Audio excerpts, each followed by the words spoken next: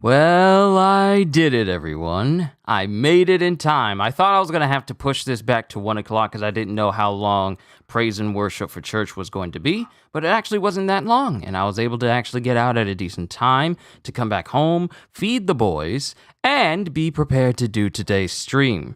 Because I have a feeling it's going to be a good one. Now, mind you, I tend to keep off of Twitter when it comes to leading up to a One Piece chapter because people like to post have been known to try and post images of like, oh, this is great, but there's some of us who haven't read it yet, so thankfully, I haven't seen anything spoiler related to this upcoming chapter. So now it's time to begin with the fresh fade. Yo, peoples, Kyushu92 here, and welcome back to yet another live reaction to the newest chapter of One Piece. Last we left off, things were happening. Like, all the Straw Hats have reconvened and they've met up with one another. And it's like, there's so much going on right now. Kizaru is on his way. The CP0 has control of the Pacifistas. We learned so much about the Pacifistas and then we went on break.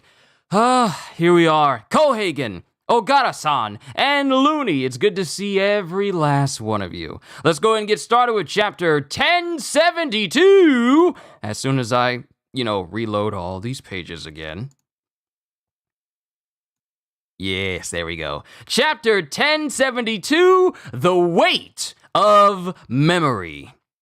And then we have Germa 66's An Emotionless Excursion, Volume 28, Mass-Produced Weapons of Slaughter. And here we have Queen in the background, because remember, Queen is a member of Mads, but back then he was sort of muscular and not, jumbo fat as he was near the end of Wano. I don't know where his current body weight is due to Ryokugyu, kind of draining him of life a little bit, so we don't know where his current weight is at, but we have Queen concocting whatever he wants, basically, because he's known, he loves to make viruses and plagues that only he has the cure or antibodies for, so he's probably in the background creating like a new type of virus or plague or contagion or whatever. Then we have Caesar on one side holding up a devil fruit. Now, mind you, this looks like a smile. This looks like a smile because it doesn't have the trademark swirls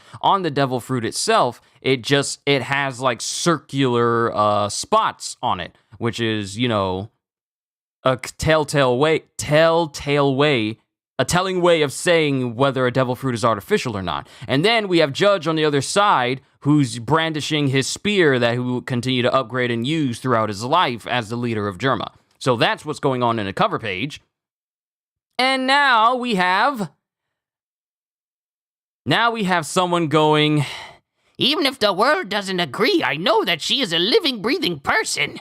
A true and undeniable human being. It was a success. I am certain of it. And this is one great step towards the creation of world peace.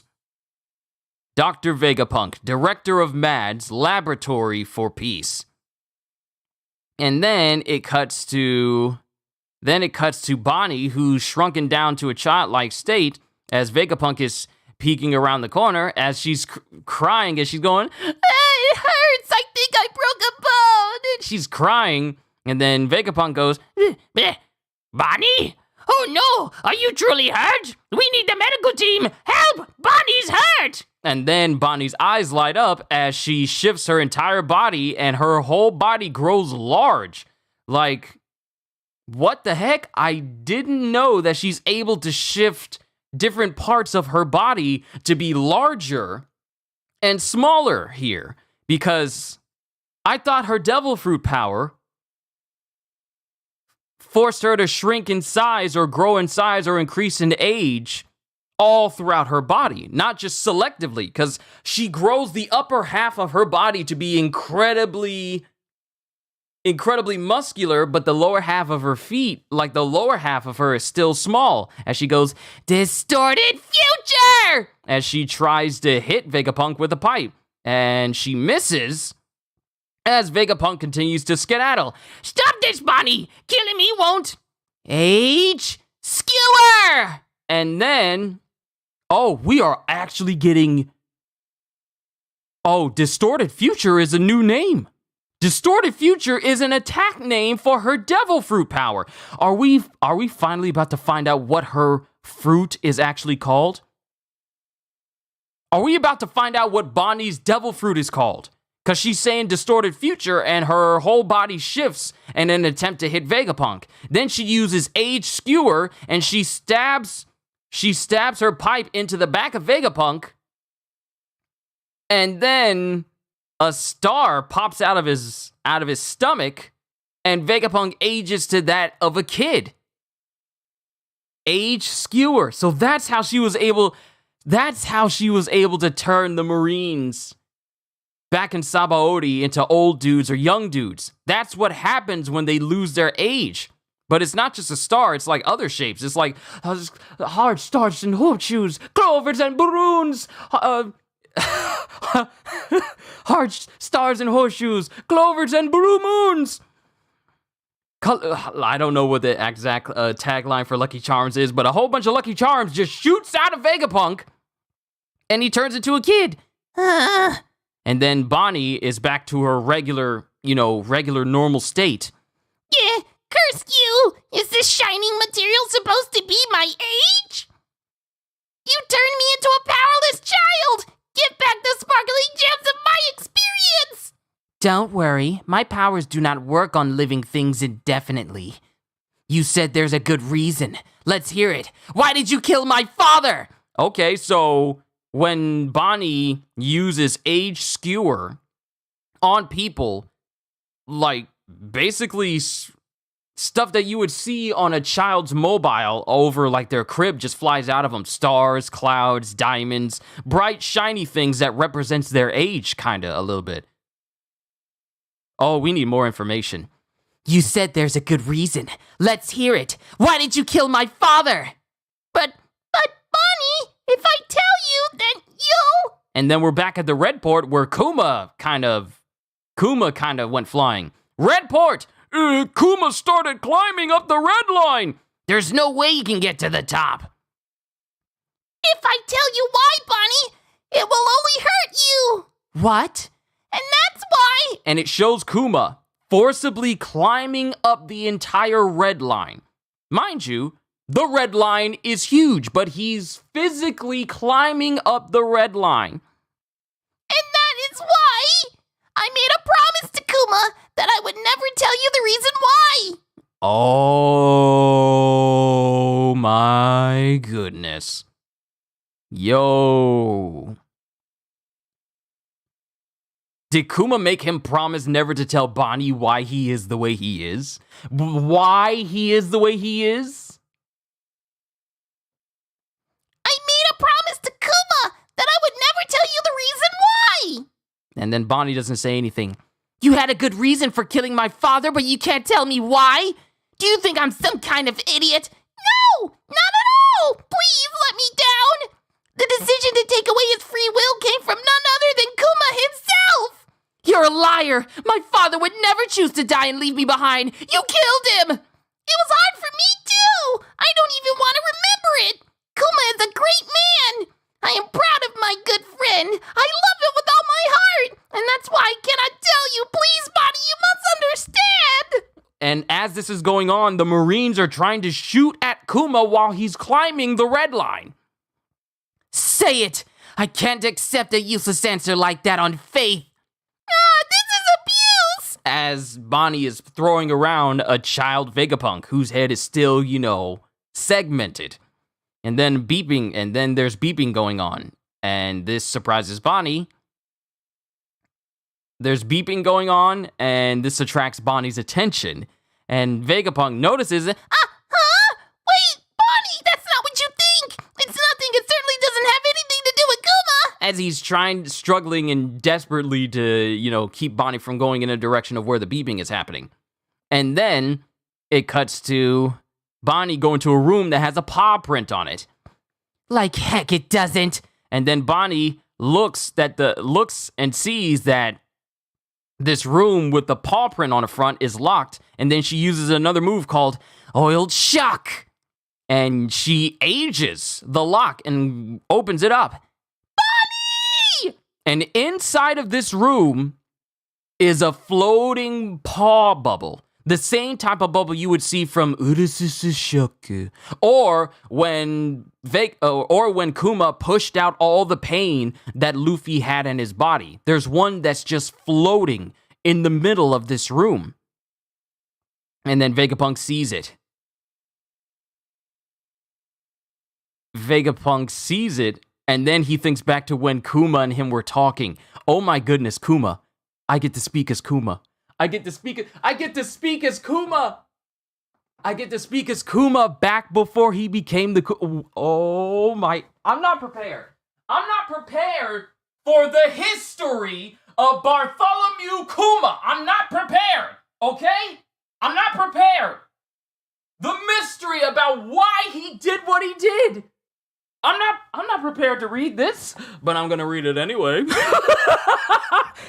Vegapunk is there as Kuma is speaking to him. Memories. That's right. A scholar in the West Blue once said that people lose 21 grams of weight after they die. In other words, that is the weight of the human soul. The soul really exists. We can observe it. It's so fascinating. Your powers take pain, supposedly invisible, and give it form, and so it can be foisted off onto others. It's like sending the peripheral nervous system signals via radio instead. So what about the mind and heart then? Mental images, memories, these things are signals emitted by neurons. How heavy are they? How big? You're saying you want me to produce memories and show you. You want me to embarrass myself? And my thing is, Kuma has bare ears on top of his hair. It's not a hat. It's not just a hat. That's ears. That's ears on the top of his head. He has like long flowing Fabio hair, but he has like bare ears on the top of his head. Whether those are actually his ears or just his hair shaped like that, the dude he really is a bear. You want me to embarrass myself? Please, you must. It's a chance for a great scientific leap. I'll be the only one who looks, I swear. No. Pretty please? Don't you dare touch it, Bonnie! That is pain! You should know Kuma's powers! Enough pain will be lethal! No. And then it cuts back to the Marines trying their best to shoot off Kuma. Shoot Kuma off the wall! Don't let him reach Marijois! I know my father's powers very well. And as it shows an explosion hitting Kuma, knocking him off of the wall. But Kuma repels himself back using the paw pop. This man is relentless. This man is a tank. Remember, this is a man who stood by for 2 whole years and protected the Sunny. And he still managed to get up as soon as he saw Frankie arrive. This man is tanking blasts from all the Marines trying to shoot at him, and he gets knocked off the wall, and then he repels himself right back to the... Yo, Kuma's the unit!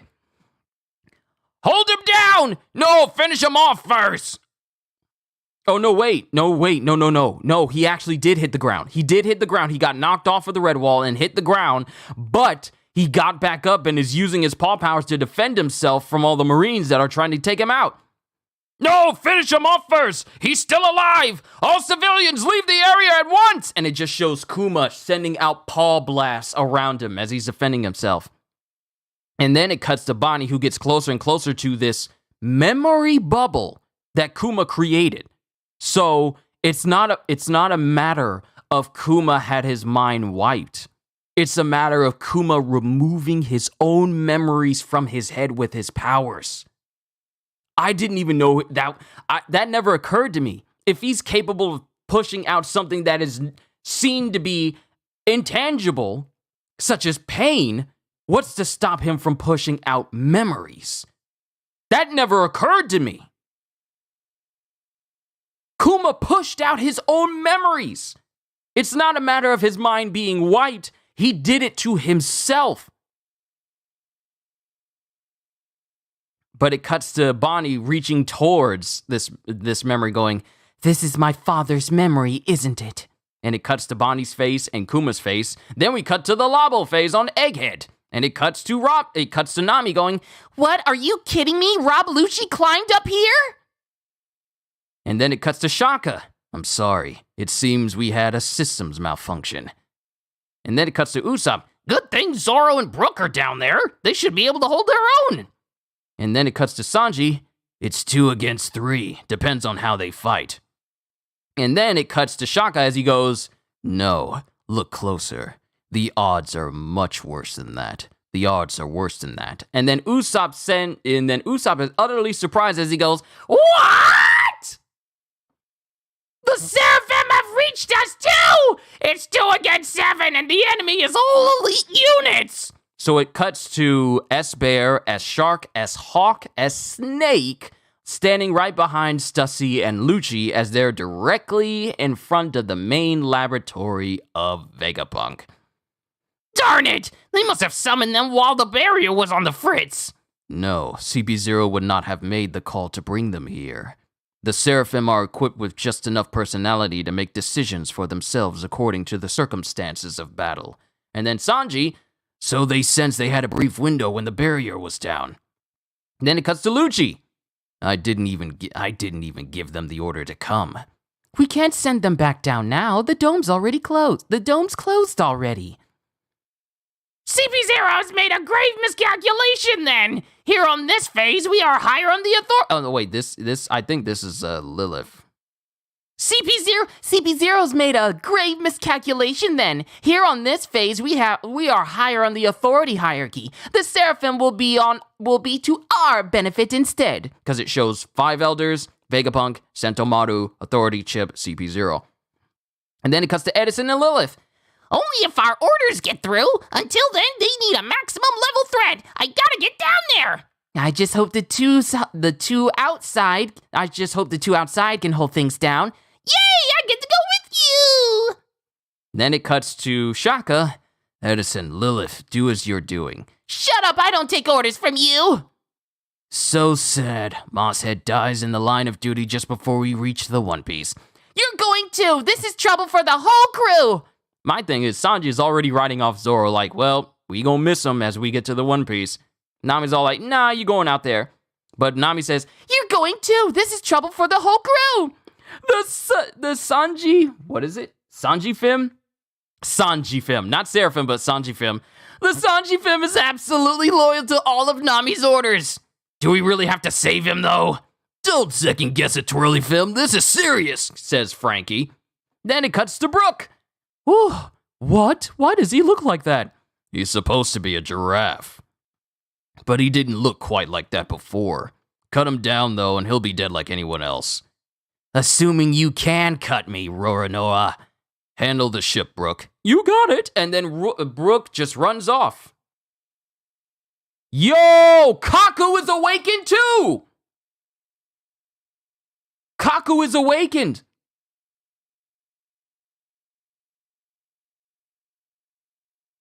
Yo! Kaku's devil fruit is awakened as well. Assuming you can't cut me, Roronoa.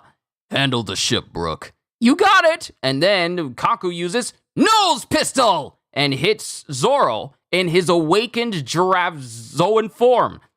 Kill him and gyro! And it shows Kaku spinning his neck around in an attempt to take out Zoro.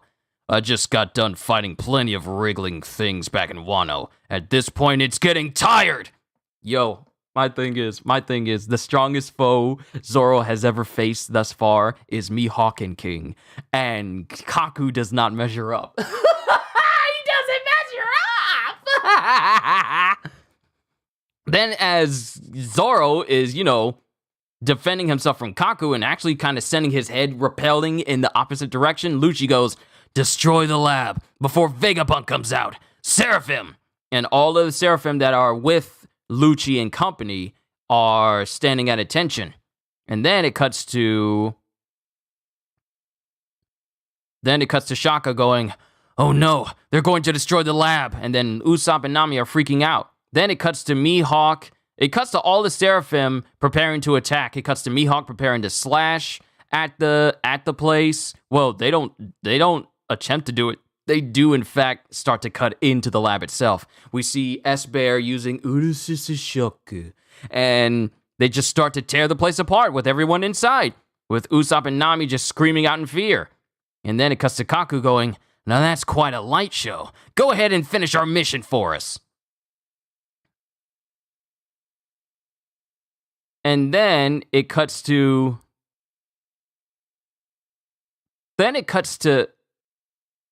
What? What?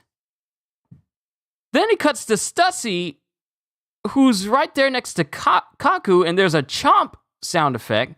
And then Kaku notices, "Huh? Did you?" And then all of a sudden, Hattori notices, go, "Kokoro!" And Kaku falls over unconscious. "Kaku!" And Lucci looks, and Stussy is right next to Kaku. "What are you doing? Stussy!" What did I do? I only put him to sleep. And now, Lucci, I'll ask you to do the same. Clone of Miss Buckingham.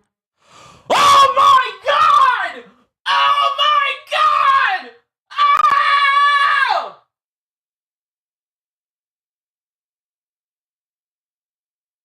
Yo! Yo! Whoa! Whoa!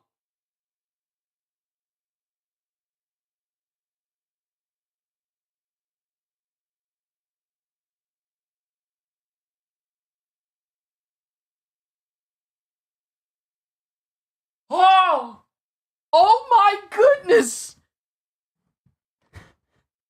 Clone of Miss Buckingham Stussy of the Rocks Pirates!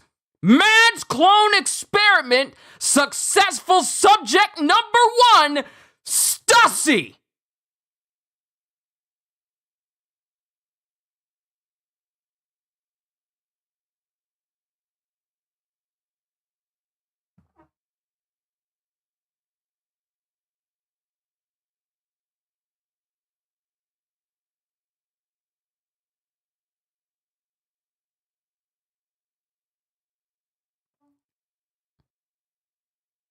I knew there was something more to Stussy, but I didn't know. Oh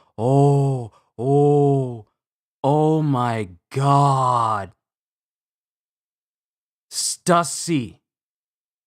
We've been interacting and watching a clone of a former member of the Rocks Pirates this entire time.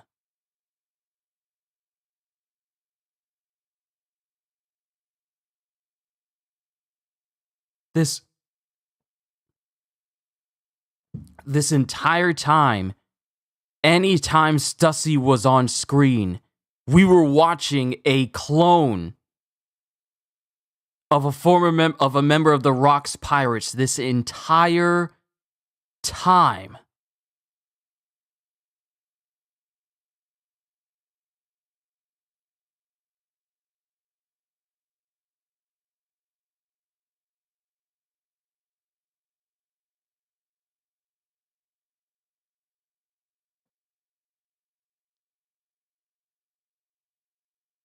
No, I think you're... Wait a minute, hold on. You're saying we knew of... You're thinking of Bocking.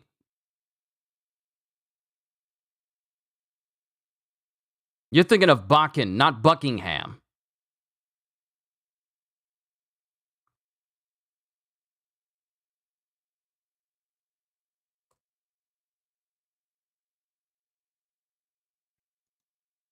You're thinking of Bakken. Oh, her name. Oh, they changed it. Oh, I thought her name was Bakken this whole time. They changed it.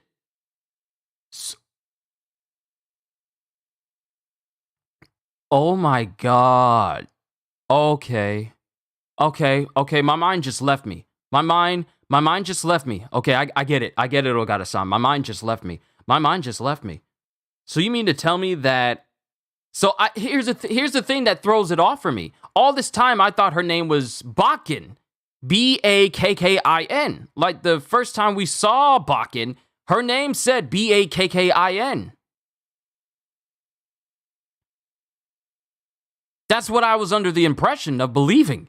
But now seeing that when I pull up Bakkin, it just pulls up Buckingham Stussy instead.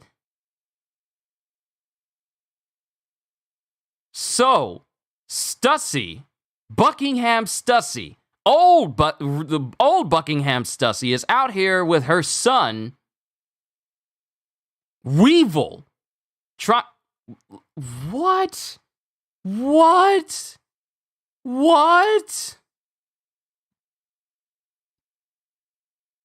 Because they changed their name. Initially, it was called Bakkin, but now it's called Buckin. Half of Buckingham Stussy.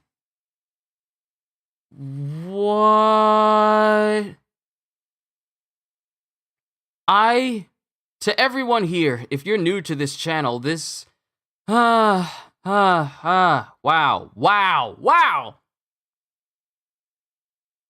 Could we actually get a mythical vampire fruit?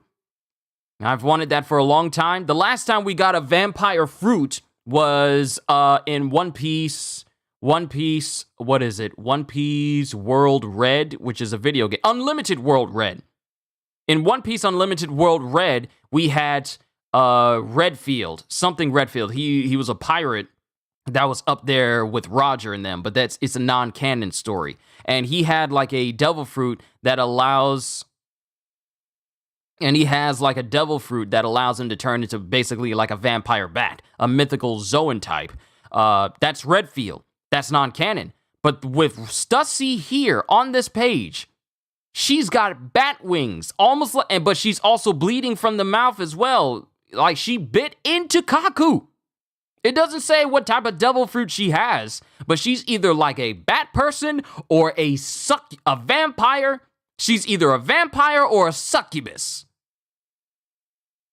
What the heck? And she's a clone. She's a clone. Mads created the very first successful clone. The very first successful clone developed by Mads, which would develop into the clone army for Germa. Stussy.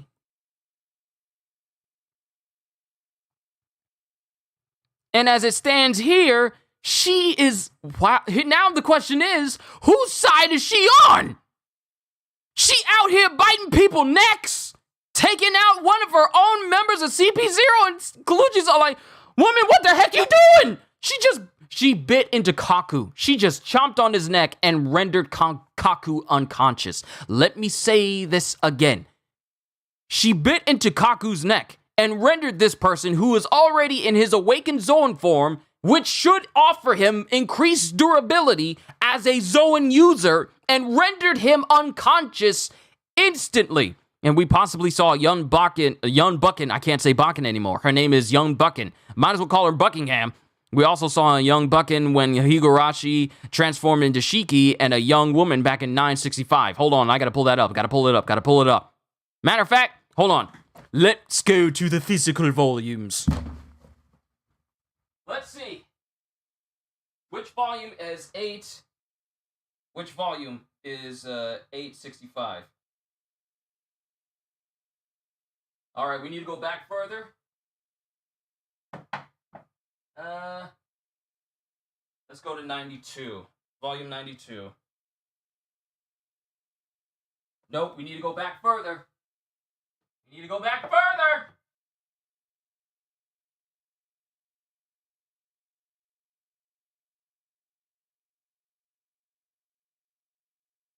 say 865. But we need to go back further. Going back further puts us back in, actually puts us in the Whole Cake Island. Because we're already past the Reverie part, going back further than this.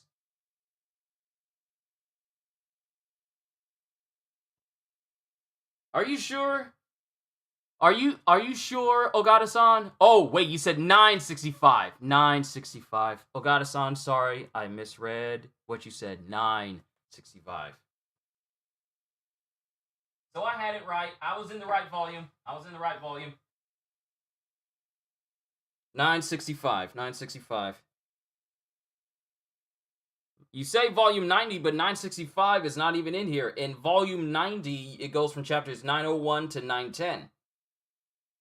So you say 965. So which volume is that? This is why I'm glad I got it.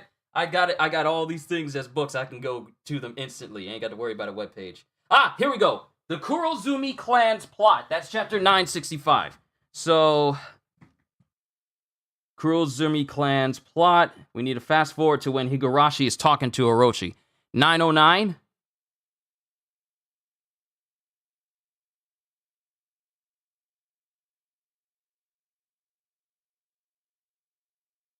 Ah, here it is. Here it is. It is 965.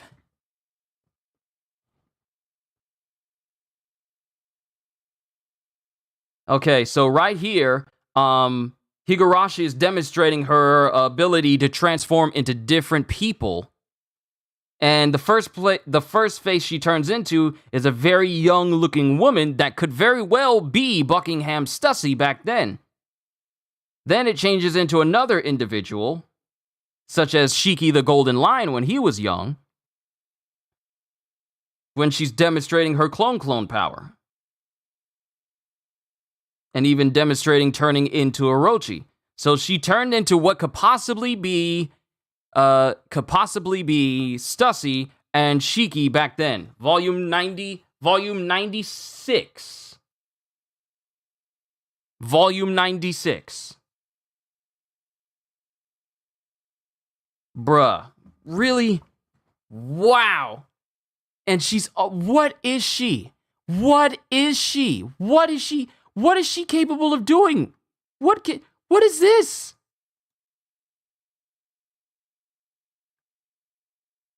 Okay, so abilities and powers. As a successful clone of a former member of the legendary and formidable Rocks Pirates, Stussy likely shares the same physical power and skills of the original Stussy. Has incredible infiltration. Okay, but what about the power she has right now where she's got bat wings coming out of her back? Huh? What about that? Y'all ain't gonna mention that? Y'all ain't gonna say nothing about that?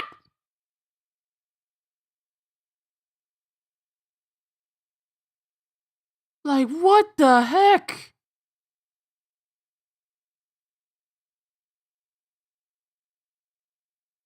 What? Like, really?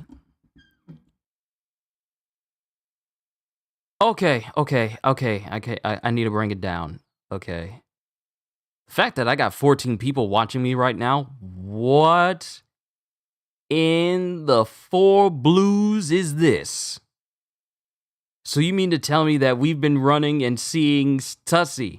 What is Stussy? But my thing is Stussy, this Stussy clone. Stussy clone. Clone Stussy has been with CP0 for who knows how long. Why? Why is she there? Is she there as an infiltrator? Because she's over here biting Kaku in the neck, knocking him out instantly. In his awakened Zoan state. She just bites him on the neck and he's all like, and just goes to sleep. She put this man to sleep. She did more to Kaku than Zoro has done during the entire time Zoro's been fighting Kaku. And the thing is, she just slips in there and appears. She just slips up in there, appears, and then just bites him on the neck, and he just go like, just renders him unconscious. And this shocks Lucci. So my thing is she doing this because she's on Vegapunk's side? Could she possibly be a secret member of SWORD? It's anyone's guess. It's anyone's guess. My God, I was not expecting that revelation. Stussy, the Stussy that we know, is a clone of Buckin, the mother of Edward Weevil and former member of the Rocks Pirates. And we're not going on break. This is a chapter we're not going on break from. This woman casually says, like, what did I do? I only put him to sleep. And now, Lucci, I'll ask you to do the same. She is literally eyeballing Rob Lucci saying, like, okay, he's asleep. It's time for you to go to night-night, too. Like, how do I even respond? How does one even respond to this? Like, okay, let's go. Let's also go over the important matters that Kuma may have well pushed out his own memories instead of it being wiped out, and all of his memories is sitting inside of that room. Remember when there was a theory? Where there was a theory that what if Vegapunk had a backup of Kuma's memories in order to bring him back to the Kuma that the revolutionaries all know? That theory is more than enforced now, knowing that there's a floating bubble that could very well contain all of Kuma's memories just sitting in that room by itself. Kuma's memories is still there. So the Kuma that the revolutionaries know could very well come back if he gets his memories back. And then oh my God, this was such a good chapter. What the heck? This was such a good chapter. How do you even respond to a chapter this way? How?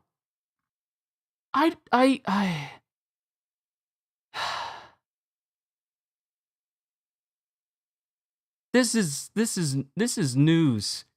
Hold on, let me look up the chapter and look at this long summary. Let's see. Going through here.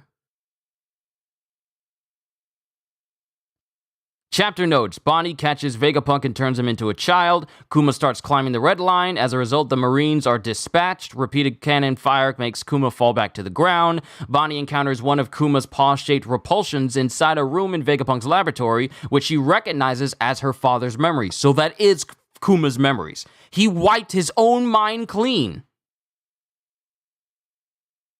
But it's possible for him to be able to get his memories back.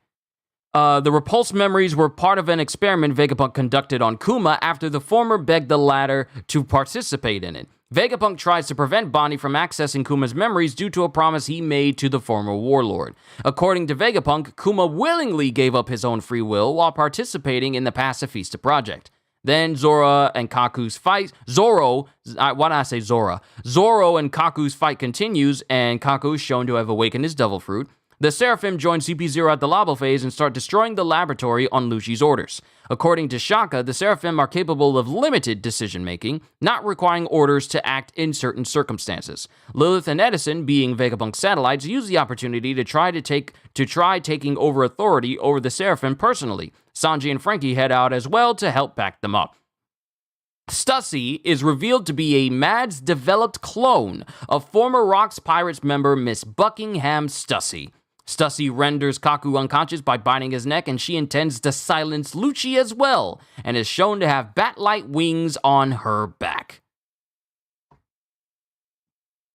Wow. And to think Kizaru still hasn't arrived yet. The stuff is about to... the crap's about to hit the fan real quick. We're getting all this stuff. You want to go to night-night, Lucci? You want to go to night-night, Lucci? Like, seriously, if this was her that they mentioned at the beginning of this chapter created by Vegapunk, maybe she has to protect him like Seraphim. There are a few possibilities. Maybe she's on Vegapunk's side, or she's getting rid of Kaku and Lucci because they ignored orders and are destroying the lab, or she has her own agenda. It's literally anyone's guess where the chapters go from here. The fact that we're getting a reveal that Stussy is a clone of a former member of the Rocks Pirates, and we're not going on break for this, which means we get another chapter next week, and then I go over my One Piece reflections that following Tuesday. What? How the heck do we talk about... Wow. And Kizaru hasn't even shown up yet. But the important thing is the fact that, really. Okay, so let me just read through this paragraph because it's kind of important. Bonnie refuses to believe Vegapunk's words, especially when he says that Kuma voluntarily gave up his humanity, but no matter how hard she tries, he refuses to say anything more about his secret. That's when Bonnie sees a huge door with a bear paw print on it, and deduces it's connected to Kuma. She opens the door by aging the lock and finds a huge paw-shaped bubble. This causes Vegapunk to flash back to the past when he was with Kuma and how he told him a story about a scientist from West Blue hypothesizing that a person weighs 21 grams less after dying, indicating that the lost weight is the person's soul. He found the story fascinating and wonders if things like memories and imagination have mass and volume too. Wanting to use Kuma's Nikyu no Mi, the Paw fruit, powers to help prove that, as it allows him to take intangible concepts and give them physical form and even transfer them to others. Of course, Kuma surmised that Vegapunk wants Kuma's memories, and at first he refused, but it seems he ultimately gave in. In the present, Vegapunk begs Bonnie not to touch the bubble, calling it nothing but pain strong enough to kill someone. Bonnie, however, tells Vegapunk that she is very familiar with her father's powers and that what is in front of her is his memories. So, now we know that the Paw fruit is capable of doing more than just simply pushing out pain from people. It's capable of drawing out and pushing out memories entirely. This kind of reminds me of Pudding's film reel devil fruit power, where she's able to affect the memories, specifically just the memory section of affecting the memories of people and making them forget things, such as her making Reiju forget the conversation that they had leading up to the assassination plot of the Vinsmokes, and her removing the memory of her sharing her kiss with Sanji as well. But Kuma is capable of doing that same thing along with pain. He is able to take memories out, and he did this to himself, which means that he can take the memories out of anyone and they're just rendered like a subservient, I wouldn't even say husk, because there's still some part of him that is still driven to go back to Marie Joie for some odd reason. We don't know the reason why he's at the red line right now, forcibly trying to climb his way up to Marie Joie. One could say that some vestige of his memory is propelling him or ushering him or nudging him towards that direction. But now we know that he can just physically take the memories out of another person, and it's just there for them to get later. So not only do we have another way for the Paw fruit to be like one of the most OP type devil fruits out there right now, because not only can it repel anything, but it can also do that to things that are intangible, like pain and thought. This man can literally turn thought into a physical thing.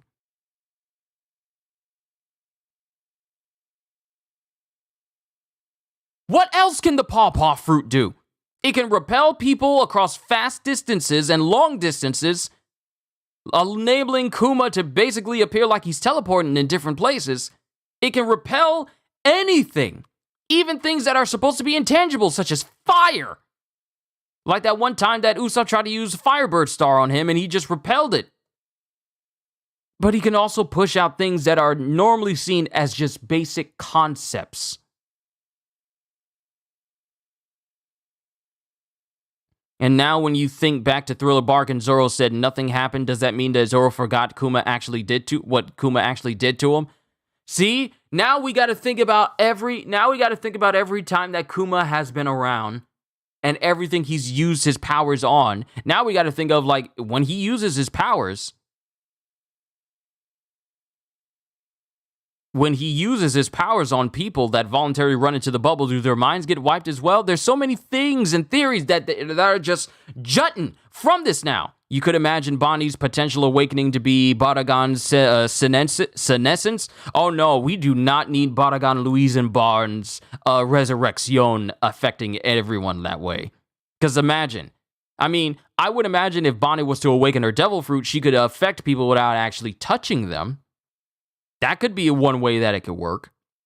But we do not need her power to be basically Shigaraki's decay, but on the level of Baragon Louise and Barnes' senescence respira. We don't need that. That's just way too OP. And I mean, she could wind up killing a ton of people unknowingly in the process if she ever awakened that way. It gives thought. But at the same time, we kind of need to address the fact that we're getting more names from Bonnie's and her powers, but we don't exactly get the name of her devil fruit power either. Like, we don't have the name of it, do we?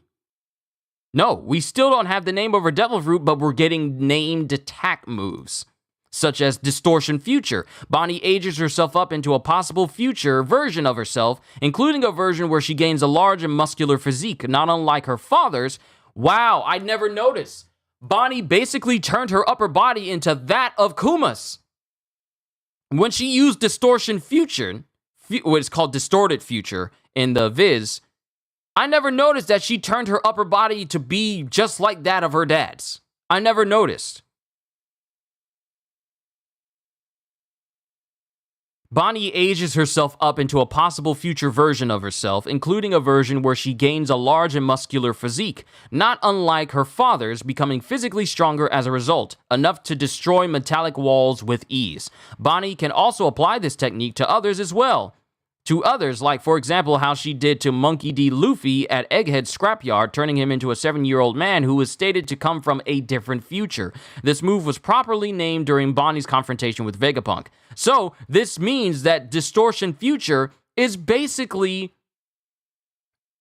Bonnie chronologically aging people to a future version of themselves or a past version of themselves. Then we have Age Skewer. While wielding a staff weapon, Bonnie thrusts it into a target, aging them into a younger version of themselves. Oh wait, so she uses Age Skewer on them, and then Distortion Future on them.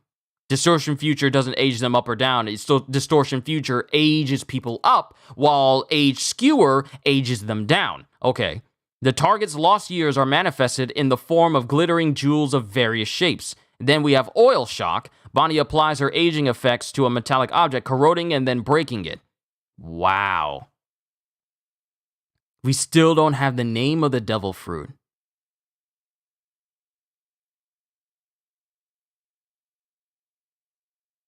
Note, here's the thing. Any target whose bodily age has been altered by this power still retains all of their memories, cognitive abilities, as shown by the Marines and Bonnie herself acting the same as normal, regardless of the age their body is showing them to be, though targets that have been reduced to toddlers have a tendency to cry as such. In addition, any markings the target may have will not be affected by this power, as Jinbei still retained his scar around his left eye after being turned into a child by this ability. Notably, Bonnie also has the choice of employing possible alternate futures while aging herself or others forward in time.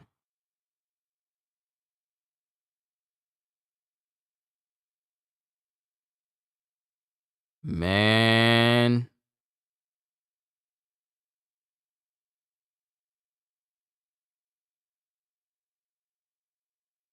One Piece. I was just about to say that we don't know the name of her devil fruit power. Yeah, we don't, Ozzy. We don't know the name of her devil fruit power, but we're getting the names of it. I bet Oda forgot, like with Kid's Fruit. Well, he revealed the Kid's Fruit through SBS. He revealed it through SBS, not through the chapter itself, but through SBS. Jiki no Mi. But I wouldn't be surprised if Oda reveals it the same way through SBS or through the chapters themselves. But man, this was a great chapter. What you mean Stussy is a clone of Buckingham Stussy, former member of the Rocks Pirates. A perfect clone. The first successful clone of Mads, and pretty much the template of how Germa got their clone army. Begun the Clone War has. Like, really?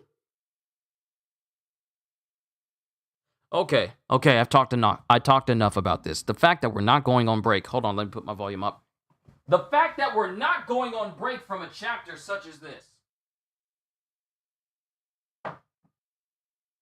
The fact that we're not going on break and we're getting another chapter next week. He mentioned in the SBS that he thought he revealed Kid's Fruit already. Yeah, I wouldn't be surprised if Oda kind of forgot just a little bit. But, man, wow. What a reveal! Hearing more about the Rocks Pirates is one thing, but seeing how Buckin was part of Mads...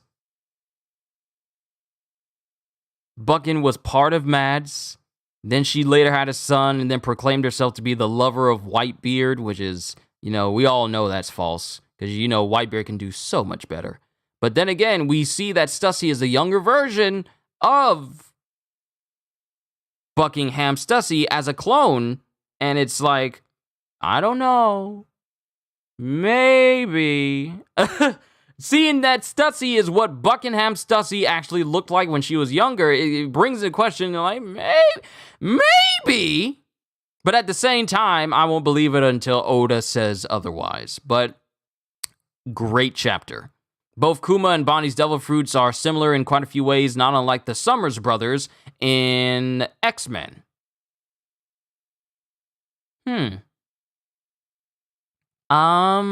I wouldn't say that. Because Kuma's Devil Fruit power specializes in the power to repel, whereas Bonnie's basically revolves around the power to age.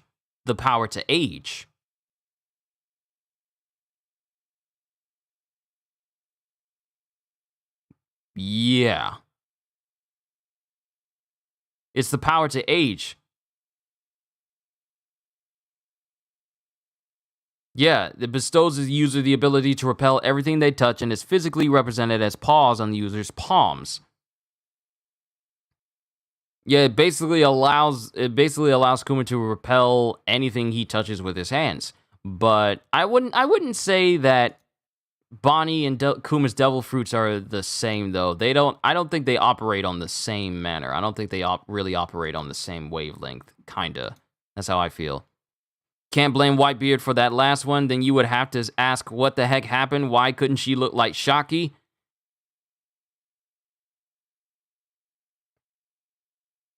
Maybe Buckin was hotter when she was younger. I mean, Kohagen, Stussy is a clone of a young Buckin. So if you want to know what she looked like when she was young, just look at Stussy, because she's basically that. But it calls into question, why does Stussy have bat wings? And why is she biting people like she's a vampire? Why is she biting people like she's a vampire or a succubus? Why is she doing all that? Questions for later. Questions that we're going to have to think about later. We're not going on break.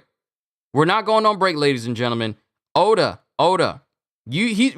really about to close out the very first month of this year being like, okay, so I started cooking, right? Then I started to cook twice as much. Then I let it marinate for a couple of days, give it about 2 weeks on break for everybody, and then I started cooking again. Your boy Oda has been cooking since this year has started, and he has not let up. They both have the ability to take things or aspects away to different degrees. I mean, you could say that only because Bonnie has the ability to take or give age, and Kuma has the ability to take or give pain or take or give memories. But I say again, look at Shaki, she's still hot. True. But Buckin, as she is right now, as an old lady, is not. But you got Shaki, who's, she's up there in age. She may not look it, but she's up there in age, and she doesn't look a day over. I'm 30. She looks younger than me. No, we look about the same. Let's be honest here. I got a baby face. It's very difficult for people to take me seriously as a 30-year-old because I don't have a face of one. Vampires don't have tails. Definitely succubus. Wait, she has a tail? What the heck? She has a tail?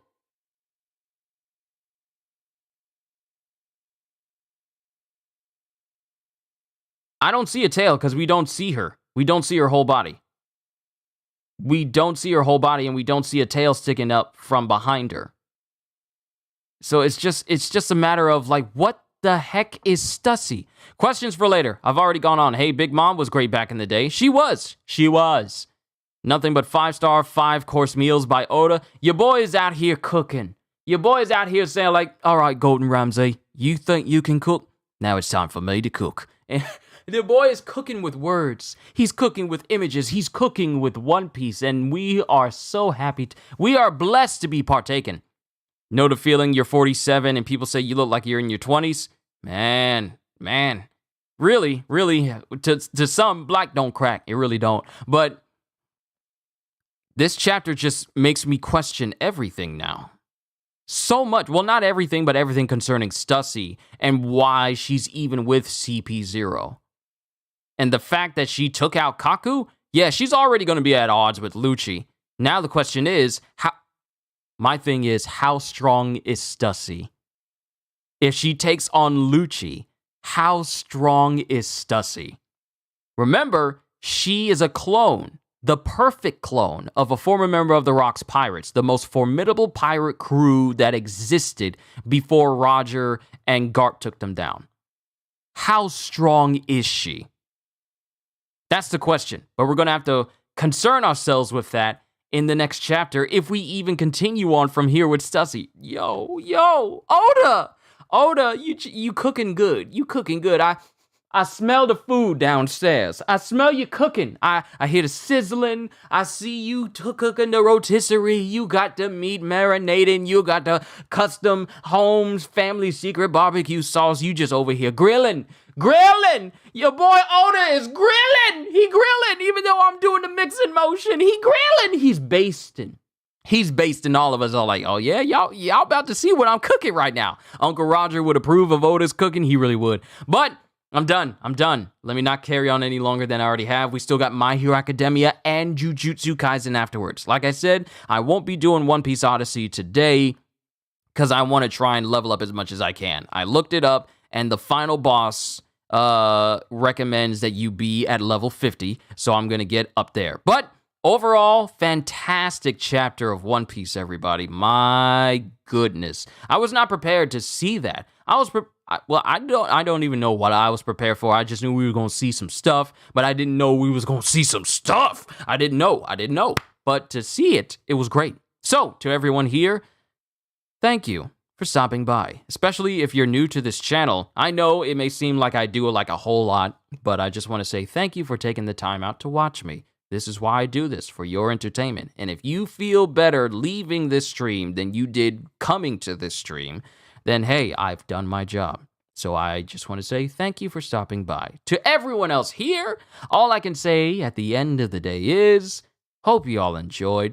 Can't wait to see you all in my next video. And if you're new to the channel and you enjoyed what you saw here today, then like, subscribe, share with everyone you know, because the more the merrier. And if you're new and maybe even I was about to repeat my own intro. This whole chapter's got me so discombobulated I can't even do my own outro. And maybe even consider becoming a member, because I am always looking forward to entertaining you. So have a fantastic day, and once again, as always, later, peoples.